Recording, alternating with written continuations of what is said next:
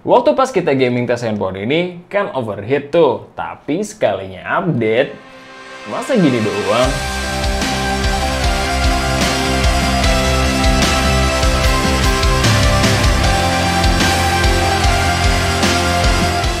Hai Smart Buyer, gua Rizky. Kali ini kita akan full review untuk Redmi 10 setelah pemakaian selama 1 bulan. Kira-kira plus minus dari handphone ini apa aja? Let's check this out.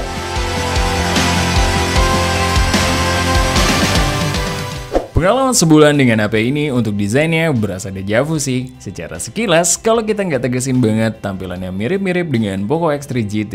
Mari kita detailing. Bagian belakangnya mirip-mirip lah dengan HP entry to mid lainnya. Masih menggunakan plastik dengan finishing haze dengan tekstur yang halus. Dan masih mantul-mantulin cahaya. Dan termasuk resisten terhadap bekas sidik jari. Tapi masih bisa nempel lah sedikit-sedikit. Dan ada signature Redmi yang ada di pojok kiri bawah. List frame-nya sendiri dibalut dengan warna abu-abu yang lumayan kasih sentuhan kontras. Waktu pas kita timbang, beratnya cuma di 180 gram. Cukup enteng lah untuk ukuran sebuah HP dengan baterai di 5000 mAh. Frame kameranya sendiri agak berbentuk persegi panjang. Kamera utamanya ada di paling atas dan agak menonjol sendirian. 3 lensa dan 1 flash lainnya ada di bawah. Terus ada sentuhan warna hitam yang offside di dekat kameranya. Kalau di bagian depan, layarnya seluas 6,5 inch, cukup compact untuk ukuran HP zaman sekarang dan cukup enak digenggamnya. Terus sudah bertipe pensol. Untuk perlindungan layarnya sudah dibekali Corning Gorilla Glass 3, dan untuk bezelnya sendiri cukup standar dengan dagu yang lebih besar dari sisi lainnya. Untuk kelengkapan lainnya, fingerprint sensornya udah ada di samping, masih membawa audio jack 3,5 mm, terus slot SIM tray-nya sudah bertipe dedicated. Dan yang terakhir, seperti biasa HP Xiaomi selalu dilengkapi dengan IR Blaster.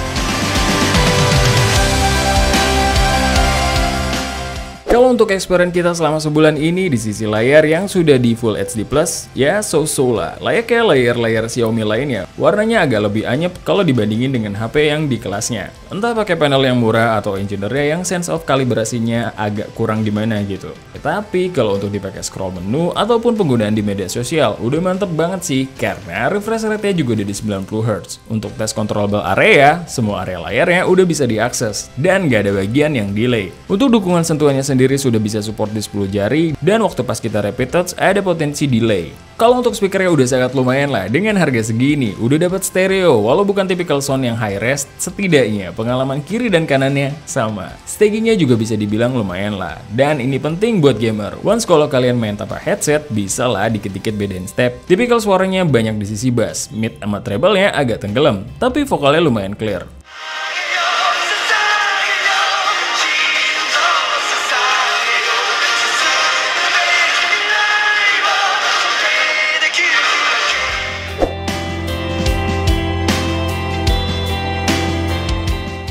Satu bulan dengan HP ini, ternyata update yang kita dapetin cuma di security patch aja. Padahal masalah overheat yang kita rasain di PES 2021 Mobile, terus kurang optimalnya di beberapa game di awal-awal terjadi di sini. Untuk kelengkapan sensornya, udah layaknya HP 2 jutaan pada umumnya. Tapi di sini nggak ada gyro hardware, jadi kurang cocok buat kalian yang terbiasa menggunakannya. Untuk sensor biometriknya, layaknya HP Xiaomi yang lainnya, baik di face unlock maupun di fingerprint sensor, agak kerasa lama di animasinya. Jadi terkesan agak lama walaupun udah cukup presisi. Pindah ke penangkapan jaringan sinyal. Pas kita cek, sinyal yang kita tangkap cukup penuh dan nggak ada naik turun yang mengganggu. Saat kita speed test pun hasilnya cukup standar lah dengan HP yang setara. Terus untuk penangkapan sinyal wifi-nya, kita punya benchmark tersendiri. Jadi kita punya router di lantai 1 dengan jarak kurang lebih 12 meter dari tempat biasa kita ngetek, dan hasilnya cukup kuat untuk nahan di 4 bar dan lumayan stabil karena kita nggak ngerasain naik turun juga. Pas kita speed test udah masuk dalam kategori approve lah kayak HP-HP lainnya. Kalau untuk kecepatan storage-nya biasa aja sih, masih menggunakan eMMC. Tapi untuk speed test-nya lumayan loh,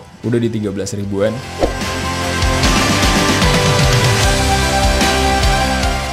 Untuk pengalaman kita dengan kamera yang dibekali 4 kamera dengan resolusi 50 megapiksel, 8 megapiksel ultrawide, 2 megapiksel lensa depth, dan 2 megapiksel lensa makro. Kalau untuk kamera depannya beresolusi 8 megapiksel. Pada mode auto, hasil pewarnanya seperti MediaTek seri G lainnya, agak warm lah, agak offside di saturasi. Secara detail cukup impresif kalau ingat harganya. HDR-nya sama lah kayak HP Xiaomi lainnya, flat-flat aja.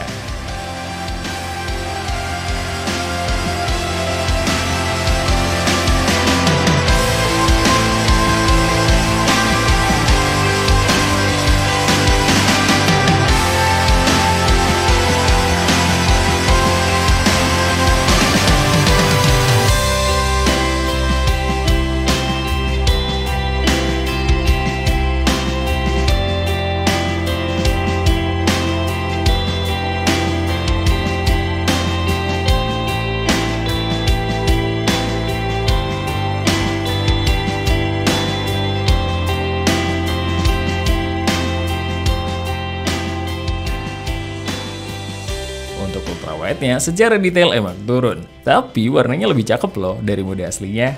Aneh nih HP. Untuk mode potretnya masih so-so lah. Lumayan dalam, tapi waktu pas kita ambil sampelnya suka miss dan nggak rapi. Terus ada penajaman sedikit di objek.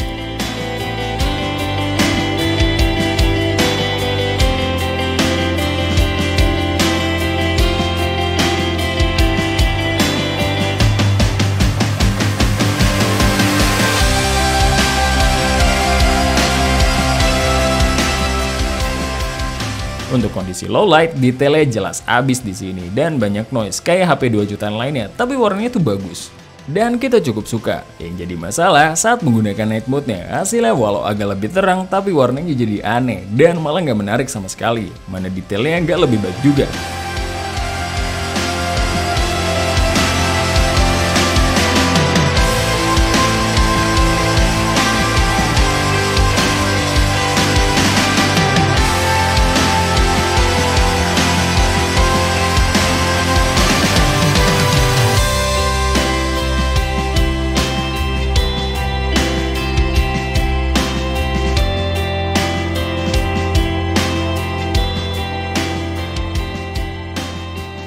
Kalau untuk hasil kamera selfie-nya di mode auto, cakep loh di sini. Warnanya mendekati aslinya dengan detail yang cukup impresif lah untuk harganya dan termasuk konsisten warnanya. Tapi kalau di mode portraitnya agak terlalu maksa dan cenderung over processing. Bokehnya nggak natural dan nggak rapih lagi.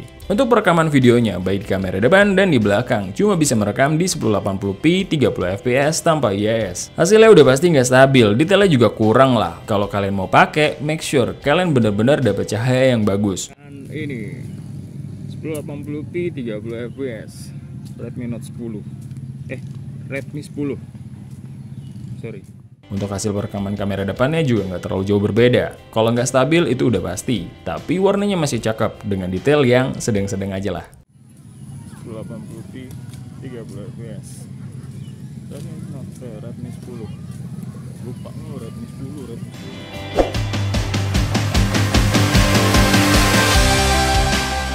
Pengalaman kita sebulan ini dengan performanya lumayan kecewa. Padahal HP ini mengalami peningkatan dari segi chipset, di mana yang sekarang menggunakan chipset Helio G88 dengan RAM 6GB dan storage-nya di 128GB. Untuk skor di Antutu bisa mencapai di 220 ribuan. Kalau untuk ngegame sebagai gambaran, untuk Call of Duty Mobile paling nyaman kalian main di settingan grafik low high. Di settingan ini pada mode 10 versus 10 banyak juga dropnya dan kurang smooth lah. Di Battle Royale pun juga sama, bahkan pas jalan-jalan biasa aja juga kerasa. Begitupun kalau ketemu bot atau player yang lainnya, ada kerasa dropnya. Untuk suhunya sendiri, saat kita main di 30 menit, kita bisa dapat di 44 derajatan paling tinggi. Di PES 2021 Mobile di settingan high 60 fps. Sebenarnya secara feel permainan enak-enak aja, cuma di sini kita mengalami overheat setelah bermain selama 30 menit, di mana suhunya tembus di 48 derajatan. Di Mobile Legends, settingan grafisnya udah bisa di Ultra HFR. Untuk feel bermainnya, kerasa ketahan frame rate-nya, jadi terasa kurang smooth. Apalagi kalau pas lagi rame, jadi bingung sendiri karena lumayan banyak frame dropnya. Untuk suhunya sendiri setelah bermain selama 30 menit, kita bisa dapat di 44 derajatan paling tinggi. Kalau di PUBG Mobile udah bisa main di settingan Smooth Ultra atau di Balance Ultra. By the way, di sini gyronya software ya, jadi nggak bisa diandelin. Kalau kalian main di Balance Ultra lumayan kerasa bebannya di HP ini. Dan kita lumayan sering ngalamin drop. Suhunya sendiri nyentuh di 44 derajatan, tapi saat dimainkan di Smooth Ultra, feel-nya lumayan membaik dan udah agak anteng lah saat dimainkan. Setelah bermain selama 30 menit, suhunya juga turun menjadi 42-43 derajatan. Dan untuk Genshin Impact, udah paling bener main di lowest aja, karena terhitung cukup lancar dan kita cukup menikmati lah. Walau kadang-kadang masih agak suka drop tipis-tipis. Suhunya sendiri udah di 44 derajatan saat kita mainkan sebentar. Waktu kita naikin ke low, lumayan berasa patahnya dan suhunya mulai menanjak naik menjadi di 45 derajatan. Jadi kalian tahu ya harus main di settingan apa.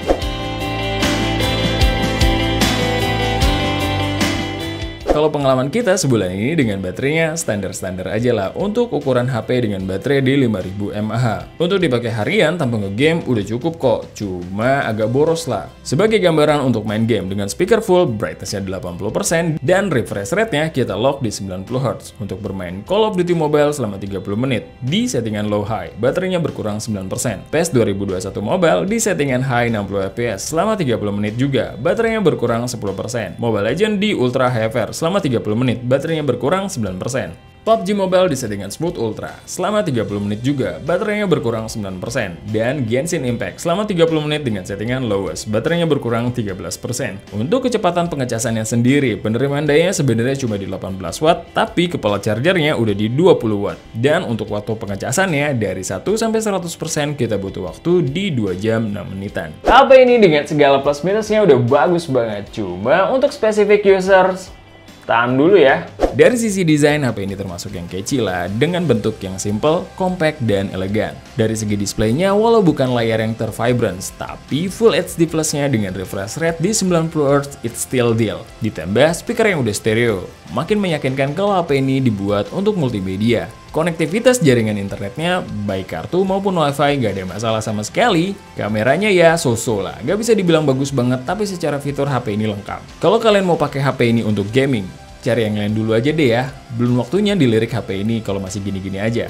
Untuk baterai dan pengecasannya standar-standar aja lah. So, tugas kita cuma ngetes, lagi-lagi keputusan di tangan kalian. Thank you for watching. Sebelum pamit, ingat, research before you buy and be smart buyer. See ya!